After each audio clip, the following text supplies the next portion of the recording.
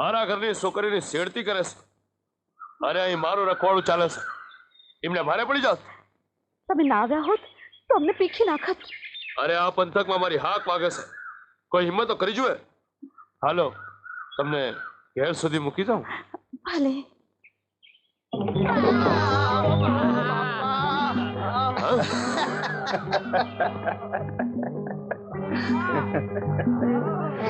દરબાર નાટક તો ખૂબ સારું કરી જાણો છો. હા ભાઈ, જો જો તે હારી છોડીઓના દિલ જીતવાના ખેલ હારા ખેલો છો ખેલૈયાજી. પણ તમારો ખેલ આજે ખુલ્લો પડી ગયો દરબાર. અરે હું ખુલ્લો પડી ગયો.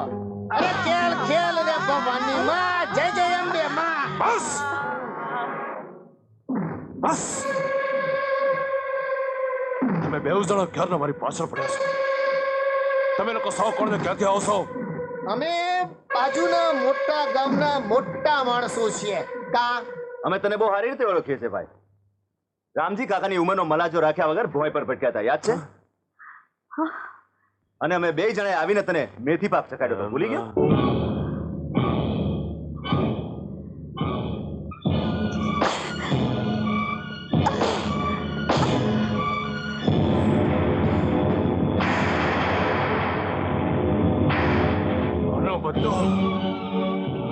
આનો બદલો હું જરૂરથી લઈશ. અરે હવે જા જા બદલા વાળી. તમે ના આવ્યા હોત તો આ લોકો મારા ભૂંડા હાલ કરી દે. ત્યારે જ્યારે આપણા ઉપર દુઃખ પડે ને ત્યારે અમે પ્રગટ થઈએ જ છીએ. કા એક વાત પૂછું? પૂછો. તમે કોણ છો? તમે ક્યાંથી આવો છો? તમારું નામ શું છે? હું તો મોહન છું. ને હું મોરલી મોરલી વગાડું છું. અને મારી વખાણ તું ત્યારે જ આપીશ જ્યારે હૃદયની સાચી વખાણ થશે.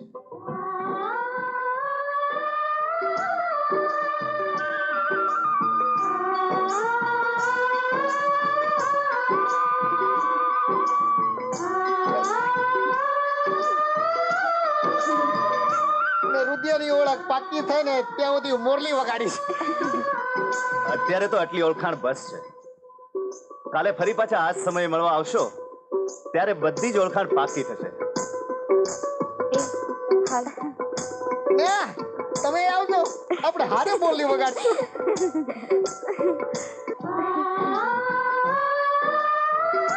એ ભાઈ મોહન, અલા ગઈ ગઈ.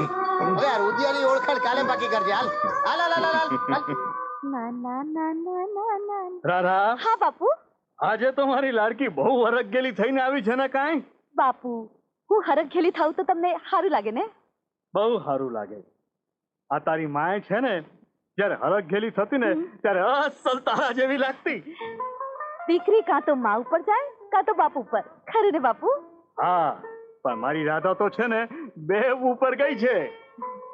બાપુ, મારી માને તો મેં જોઈ નથી, પણ આ ફોટા પરથી અને તમારી વાતો પરથી હું કલ્પના કરું છું. મોહલ્લાના લોકો પણ મારી માના ખૂબ વખાણ કરે છે.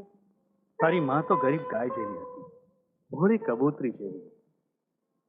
તું પણ એવી જ છો.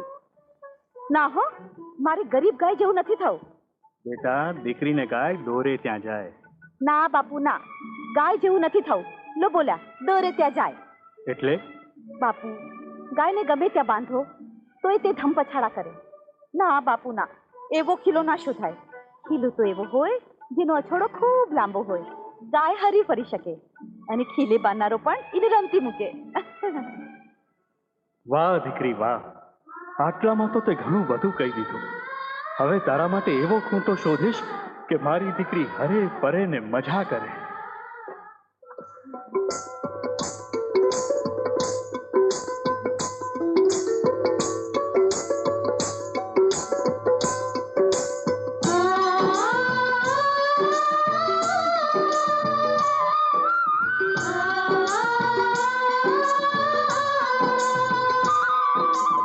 ઓળખાણ બસ છે. કાલે ફરી આ જ સમય મળવા આવશો ત્યારે બધી જ ઓળખાણ પાકી થશે. અત્યારે તો આટલી ઓળખાણ બસ છે. કાલે ફરી આ જ સમય મળવા આવશો ત્યારે બધી જ ઓળખાણ પાકી થશે. કાલે ફરી આ જ સમય મળવા આવશો ત્યારે બધી જ ઓળખાણ પાકી થશે. બધી જ ઓળખાણ પાકી થશે.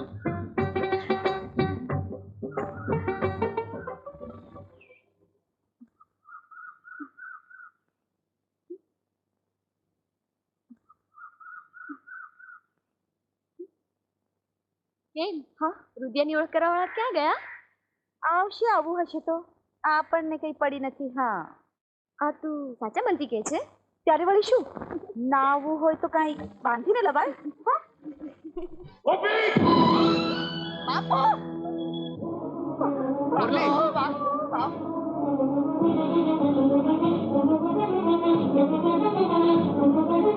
હાક ખેલાય છે. હેડો. દાદા તુજી પડો એની પર. છોડી દો બાપુ. છોડો ને.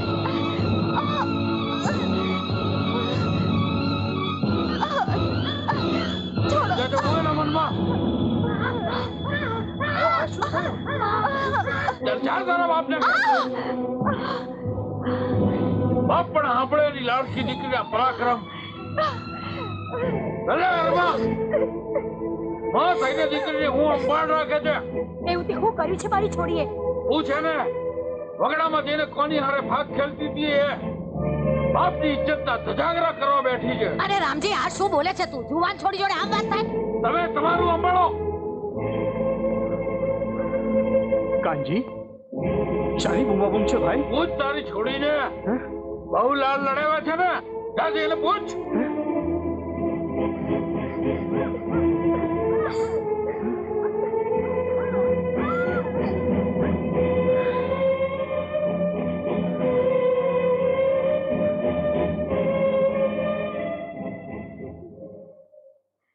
રાધા, હું આપણું છું.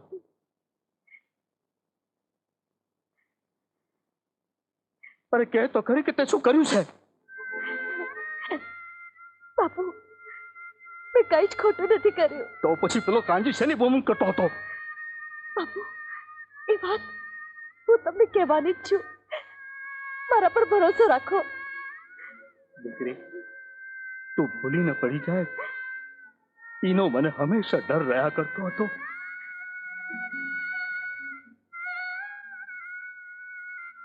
તું તો ભલી થોડી કબૂતરી જેવી છે કે મારી કબૂતરીને કોઈ તીખી નાખે છે તો એ આઘાતથી હું તડપડી મારું.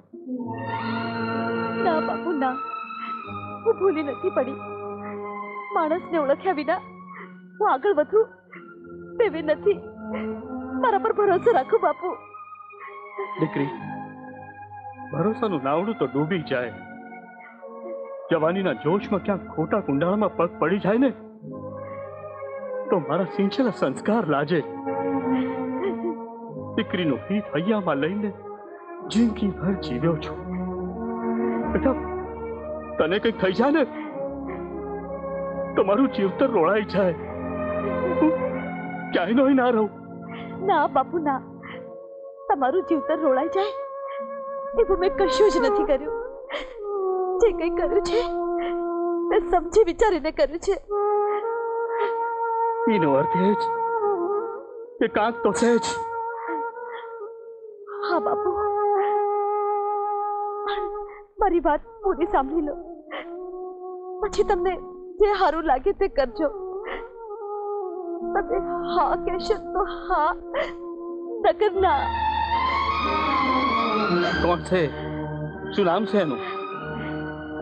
બાપુ, એનું નામ મોહન છે અને બાજુના ગામનો રહેવાસી છે. તમે એકવાર મળશો તો ખાતરી થઈ જશે કે હું ભૂલી નથી પડી. હવે વાત આગળ નહીં વધે. એ જો તને છોડી દેશે તો તારો હાથ કોણ પકડશે? નહીં, લોકો મને ચૂંટી ખાય. ના, એવું નહીં થાય. કોણ છે તું? હું જ મોહન.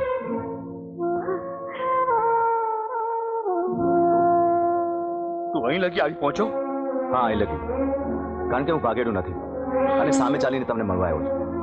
અને હા, હું રાધાને મળું છું. રાધા પણ મને મળે છે કારણ કે હું રાધા ચાહું છું. અને હા, એક વાત બરાબર સમજી લેજો. તમારી સંમતિ વગર હું રાધાને મારે ત્યાં લઈ જાઉં. પણ તું કોણ છે, ક્યાંથી આવે છે, તારા બાપુનું નામ શું, એ બધું જાણ્યા વગર હું કેવી રીતે હા પાડું? હું બાજુના મોટા ગામમાંથી આવું છું અને જગમોહન શેઠનો દીકરો છું. જગમોહન શેઠનો દીકરો.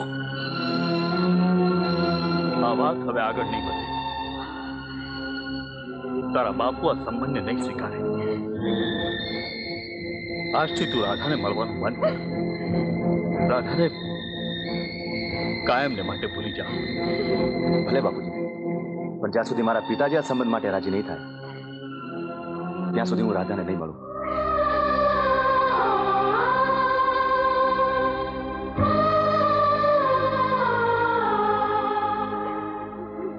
દીકરા, દેવના પાણી મોભે ના ચડે, આટલામાં સમજી જા.